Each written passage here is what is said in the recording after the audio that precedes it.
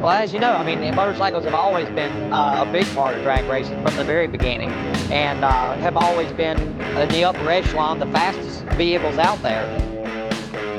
It's amazing. I mean, you look at an engine that's been around since my great-great-grandfather was riding, and it's basically the same motors, bigger displacement, of course. So the combination of that old technology and some new technology, it's all cutting edge. Today in motorcycle drag racing, America's venerable V-twin is lovingly looked after by the All Harley Drag Racing Association, the AHDRA.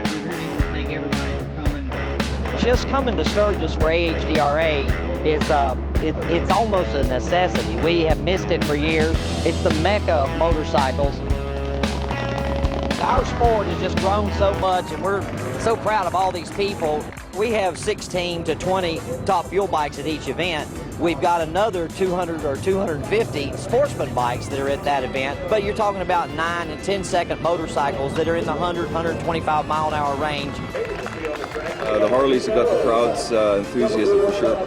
They love the Harleys. They go crazy for them. The baddest bikes to pull up to the line on the AHDRA Tour are for sure the nitromethane-powered machines of the top fuel class.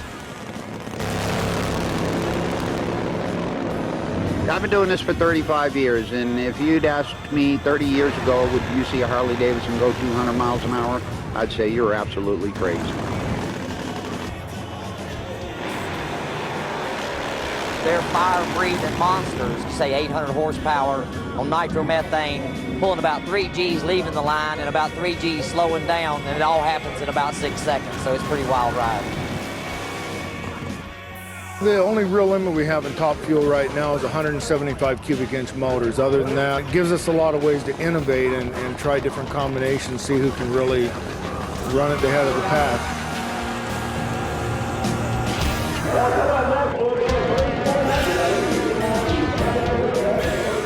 The deal with these top fuel Harleys now, they're a pretty money-hungry machine, and so these bikes make so much horsepower that if we don't set the clutch up correctly, we can blow the motor right at the crack of the throttle, which is, you know, $20,000.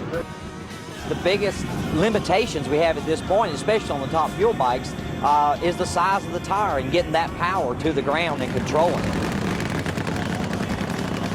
They've come up with a new fuel system that a lot of the top guys are running. We have one on our bike, and it allows you to correctly deal with all that nitro you've got in the motor, and it's kind of revolutionized top fuel Harleys. I think we'll see some of the big guys running in the 5s on a non-blown bike this year, so it's amazing.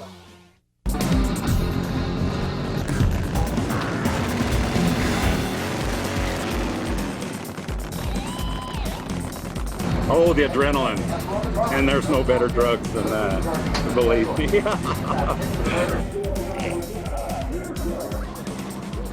We're sitting on top of 2 cylinders, which is putting out approximately 800 horsepower. There has been some severe accidents from it, because when that head comes off, it's just like a rocket coming out of the ground. Nitromethane is not forgiving.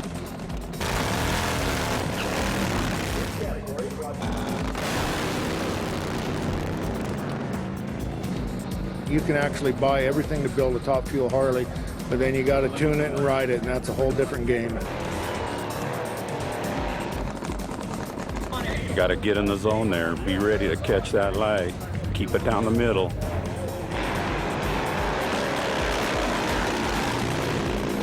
The big thing comes when you got to shut it off and the wheel comes down.